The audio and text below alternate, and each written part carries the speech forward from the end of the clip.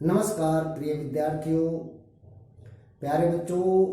पिछली कक्षा में हमने बाबा साहेब भीमराव अंबेडकर जी द्वारा रचित श्रम विभाजन और जाति प्रथा इस प्रकरण का विस्तार से अध्ययन किया था। उम्मीद करता हूँ आपने इस पूरे प्रकरण को दोबारा से ध्यानपूर्वक पढ़ लिया होगा और समझ लिया होगा। यह प्रकरण क्यों लिया नाम? क्योंकि आपने पहले सारांश में पढ़ा था कि ये जो है एक भाषण था एनिहिलेशन ऑफ कास्ट, यानी जिसका अनुवाद ललई सिंह यादव ने जाति भेद का उच्छेद यानी जाति भेद का उन्मूलन के नाम से किया था। तो उस भाषण को सम्मेलन में बोलना था भीमराव अंबेडकर जी को, लेकिन वहां सम्मेलन स्थगित हो गया था। उसके बावजूद उन्होंने स्थगित होने के बाद उन्होंने इस भाषण को एक स्वतंत्र पुस्तक के रूप में लिख दिया और वो पुस्तक लोगों में बांट दी थी। ठीक है, यहाँ पर उस पूरी पुस्तक को न लेकर के उस पुस्तक में से दो प्रकरण लिए गए हैं। एक तो जो आप पढ़ चुके हैं, श्रम विभाजन और जाति प्रथा। दूसरा प्रकरण आज समझेंगे हम। आप सबने ध्यान से पढ़ना है, समझना है। तो कौन सा है दूसरा प्रकरण? मेरी कल्पना का आदर्श समाज। भीमराव अंबेडकर जी का क्या कहना है कि मेरी कल्पना का आदर्श समाज, यानी जिस आदर्श समाज की मैं कल्पना करता हूं उसके बारे में बताया। तो देखो, ध्यान से समझना है। जाति प्रथा की खेदजनक परिणामों की नीरस गाथा को सुनते सुनाते आप में से कुछ लोग निश्चय ही ऊब गए होंगे। क्या कहा कि जाति प्रथा की जो खेदजनक, पीड़ादायक, कष्टदायक परिणामों की नीरस यानी रूखी, नीरस क्या होती है? जिसमें कोई आनंद ना हो।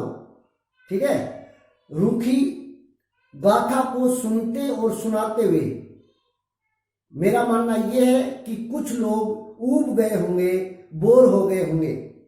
यह अस्वाभाविक भी नहीं है। कहा कि बोर होना, ऊब जाना बनावटी भी नहीं है, यह स्वाभाविक है। जब हम एक ऐसी चीज को जो कि नीरस है, जिसमें सुनने में, सुनाने में आनंद नहीं आ रहा है, बार बार वही चीज रिपीट की जा रही है, वही चीज सुनाई जा रही है, तो मनुष्य क्या हो जाएगा?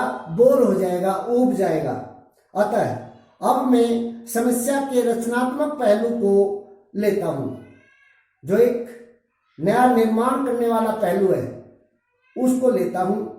मेरे द्वारा जाति प्रथा की आलोचना सुनकर, यानी मैंने जो जाति प्रथा की बुराइयों को बताया है, उसकी जो आलोचना की है, उसको सुनकर आप लोग मुझसे यह प्रश्न पूछना चाहेंगे।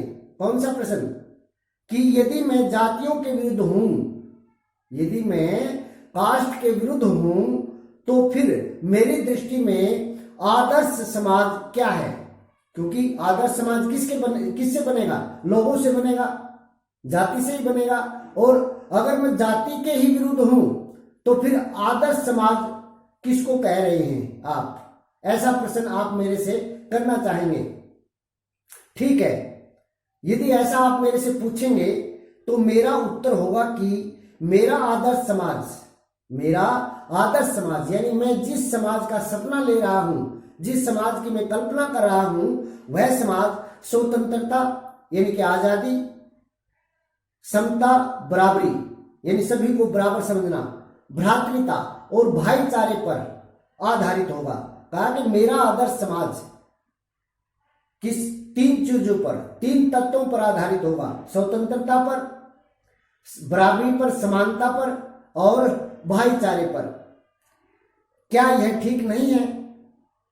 भ्रातृता अर्थात भाईचारे में किसी को क्या आपत्ति हो सकती है? कहा जब भाईचारे की बात आएगी, सभी कोई छोटा नहीं, कोई बड़ा नहीं, ठीक है, और ऐसा समझ करके, सभी को समान समझ करके और एक भाईचारे के रूप में रहेंगे। जिस तरह से दूध और पानी मिल जाते हैं, एक बन जाते हैं, ठीक उसी तरह से अगर हम रहेंगे तो उस चीज में किसको आपत्ति हो सकती है, किसको कष्ट हो सकता है, किसको पीड़ा हो सकती है। कहा कि उस ऐसा होने में मेरे हिसाब से किसी को कोई पीड़ा नहीं होगी, कोई आपत्ति नहीं होगी।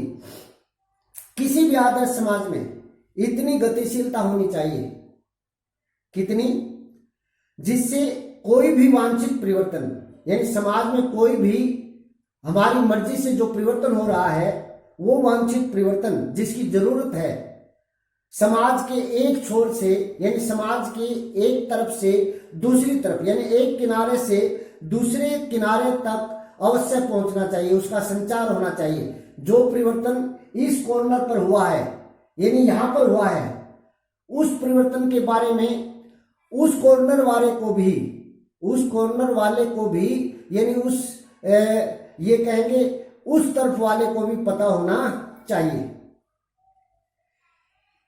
ऐसे समाज के बहुविधि हितों में, यानी अनेक प्रकार के हितों में, बहुविधि जो अनेक प्रकार के जो हित हैं, भलाई है, उन भलाई में, उन हितों में सबका भाग होना चाहिए।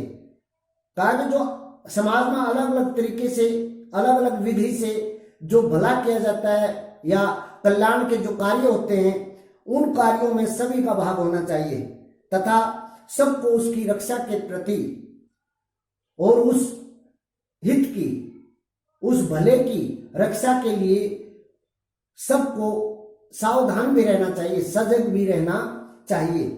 ऐसा मानना है भीमराव आम्बेडकर जी का।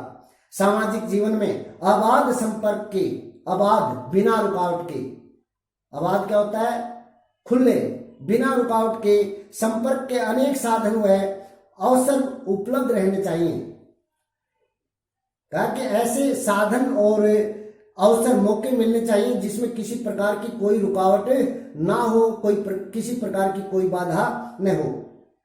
तात्पर्य यह है कि इस चीज ये बात कहने का अभिप्राय क्या है कि दूध पानी के मिश्रण की तरह है। जिस तरह से दूध में पानी डाल दें या पानी में दूध डाल दें, दोनों मिल जाएंगे, पता नहीं चलेगा इसमें पानी डाला हुआ है या इसमें दूध डाला हुआ है। ठीक उसी की तरह भाईचारे का यही वास्तविक रूप है। भाईचारा भी एक होना चाहिए, ठीक है। भाईचारे में भी सभी जातियां, किसी प्रकार का बिना भेदभाव के सभी मिलकर रहने चाहिए। और इसी का दूसरा नाम लोकतंत्र है। डेमोक्रेसी भी इसी चीज को कहते हैं, जहां सब मिलकर के रहते हैं, सभी अपने हित की बात करते हैं और अपने हितों की रक्षा करते हैं। क्योंकि लोकतंत्र केवल शासन की एक पद्धति ही नहीं है, कहा केवल सरकार की ही पद्धति नहीं है, सरकार की ही प्रणाली नहीं है लोकतंत्र, के लोकतंत्र है तो भी सरकार बनती है, शासन चलता है। कहा लोकतंत्र मूलतः, मूल रूप से, बेसिक रूप से सामूहिक जीवनचर्या की एक रीति है, यानी एक समूह के रूप में जीवन यापन करने का एक तरीका है। सामूहिक रूप से जीवन बिताने का, जीवन यापन करने का एक तरीका है, एक ढंग है। रीति क्या होता है, तरीका या ढंग, तथा समाज के सम्मिलित अनुभवों के आदान प्रदान का नाम है। समाज में जो अनुभव हम ग्रहण करते हैं या दूसरा ग्रहण करता है, तो उन अनुभवों को एक दूसरे को देना या एक दूसरे से उसके एक्सपीरियंस लेना, अनुभव लेना, यही उसी का नाम क्या है, लोकतंत्र है। इनमें यह आवश्यक है कि अपने साथियों के प्रति श्रद्धा व सम्मान का भाव हो। कहा कि जो भी लोकतंत्र है या समाज है, उसमें जो भी उसके साथी हैं, वो आपस में एक दूसरे के प्रति सम्मान का भाव, श्रद्धा का भाव रखें, विश्वास का भाव रखें, निष्ठा का भाव रखें। इसी प्रकार स्वतंत्रता पर भी क्या कोई आपत्ति हो सकती है? कहा कि इसी तरह से, ये तो भाईचारे की बात आ गई है, 3 तत्व तो बताए थे, भाईचारे के बारे में तो बता दिया। अब बताया कि इसी प्रकार स्वतंत्रता पर भी क्या कोई आपत्ति हो सकती है? कहा कि आजादी पर किसी को कोई कष्ट नहीं होगा, किसी को कोई आपत्ति नहीं हो सकती। गमना आगमन यानी जाने आने की स्वाधीनता, कहीं पर जाएं, कहीं से आए, ठीक है, तो जाने आने की स्वाधीनता यानी स्वतंत्रता, जीवन तथा शारीरिक सुरक्षा की स्वाधीनता के अर्थों में, जीवन और शारीरिक सुरक्षा की स्वतंत्रता के, स्वाधीनता के अर्थों में शायद ही कोई स्वतंत्रता का विरोध करे। कहा कि जहां पर ऐसी स्वतंत्रता मिले जिसमें हम अपने शरीर की रक्षा कर रहे हैं, अपने जीवन की रक्षा कर रहे हैं, ठीक है, या आने जाने की स्वतंत्रता मिल रही है, तो उसमें किसी को किसी प्रकार की आपत्ति नहीं होगी, कोई किसी प्रकार का विरोध प्रदर्शन नहीं करेगा। इसी प्रकार संपत्ति के अधिकार, जीविकोपार्जन के लिए यानी जीविका चलाने के लिए, अपना जीवन यापन करने के लिए आवश्यक औजार, जरूरी जो औजार हैं, साधन हैं, वह सामग्री रखने के अधिकार, जिससे शरीर को स्वस्थ रखा जा सके। हम अपना जीवन यापन करने के लिए जो आवश्यक औजार चाहिए, हथियार चाहिए, वो रखते हैं, या फिर कोई सामग्री रखने के जो हमारे अधिकार हैं, उन अधिकारों से जिससे क्या हो, शरीर को स्वस्थ रखा जा सके के अर्थ में भी स्वतंत्रता पर कोई आपत्ति नहीं हो सकती। कहा कि उस अर्थ में भी अगर आजादी दी जाती है तो उसमें भी किसी को किसी प्रकार की आपत्ति नहीं होनी चाहिए, किसी प्रकार का कष्ट नहीं होना चाहिए। तो फिर मनुष्य की शक्ति के सक्षम एवं प्रभावशाली प्रयोग, सक्षम समर्थ एवं प्रभावशाली यानी असरदार प्रयोग की भी स्वतंत्रता क्यों न दी जाए। तो फिर कहा कि भी मनुष्य की शक्ति के, मनुष्य के अंदर जो ताकत है उसके समर्थ और प्रभावशाली असरदार प्रयोग की भी स्वतंत्रता क्यों न प्रदान की जाए, यानी वह स्वतंत्रता भी मिलनी चाहिए कि हम अपने समर्थ और असरदार प्रयोग कर सकें, प्रैक्टिकल कर सकें। जाति प्रथा के पोषक जीवन, शारीरिक सुरक्षा तथा संपत्ति के अधिकार की स्वतंत्रता को तो स्वीकार कर लेंगे, परंतु मनुष्य के सक्षम एवं प्रभावशाली प्रयोग की स्वतंत्रता देने के लिए जल्दी तैयार नहीं होंगे। क्या कहा यहाँ भीमराव अंबेडकर जी ने?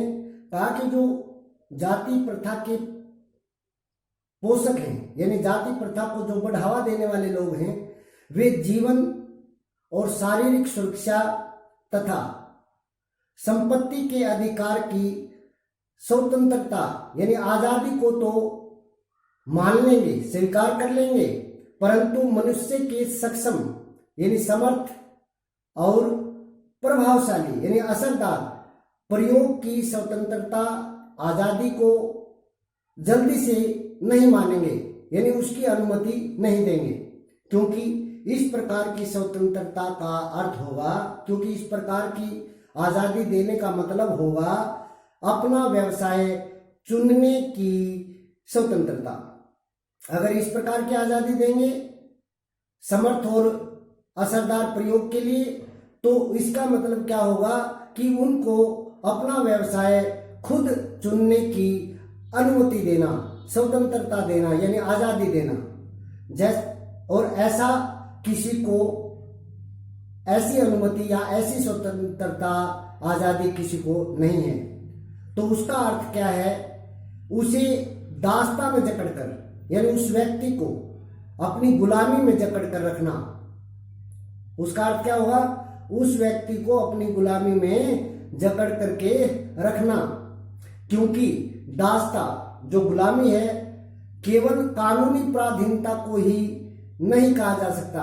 गुलामी केवल कानूनी रूप से पराधीन होने को ही नहीं कह सकते। गुलामी वह भी होती है, यानी वह उस स्थिति में भी गुलामी ही होती है जब कुछ व्यक्तियों को दूसरे लोगों के द्वारा निर्धारित व्यवहार एवं कर्तव्यों का पालन करने के लिए विवश होना पड़ता है। कहा कि वह भी गुलामी है जब कुछ व्यक्ति कुछ लोगों के द्वारा निर्धारित किए गए व्यवहार और कर्तव्यों का मजबूरी में पालन करते हैं। वह स्थिति भी किसमें आएगी? गुलामी में। यह स्थिति कानूनी पराधीनता न होने पर भी, कहा कि ऐसी स्थिति जब कुछ व्यक्तियों ने कुछ व्यवहार और कर्तव्य निर्धारित किए और हम मजबूरी में उन्हीं कर्तव्यों और व्यवहारों का पालन कर रहे हैं, उन्हीं के अनुसार चल रहे हैं, तो वह भी एक गुलामी है। और यह स्थिति कानूनी पराधीनता न होने पर भी, यानी कानूनी तौर पर गुलामी न होने पर भी पाई जा सकती है। उदाहरण के लिए उदाहरण दिया है किस तरह की गुलामी होती है। ये जाति प्रथा की तरह ऐसे वर्ग होना संभव है। जिस तरह से जाति प्रथा एक वर्ग है, उसी तरह से और भी वर्ग हो सकते हैं जहां कुछ लोगों की अपनी इच्छा के विरुद्ध, कुछ लोगों की खुद की इच्छा के विरुद्ध पेशे अपनाने पड़ते हैं। अपना इंटरेस्ट नहीं है, अपनी रुचि नहीं है, अपनी इच्छा नहीं है, फिर भी उन पेशों को, उन काम धंधों को करना पड़ता है। वह भी क्या है? गुलामी है। तो आज की कक्षा में मेरी कल्पना का आदर्श समाज इस प्रकरण का इतना ही भाग पढ़ेंगे। बाकी का भाग अगली कक्षा में पढ़ा जाएगा। आपने जितना भी ये पढ़ाया है इसको दोबारा से ध्यानपूर्वक पढ़ना है, समझना है। धन्यवाद।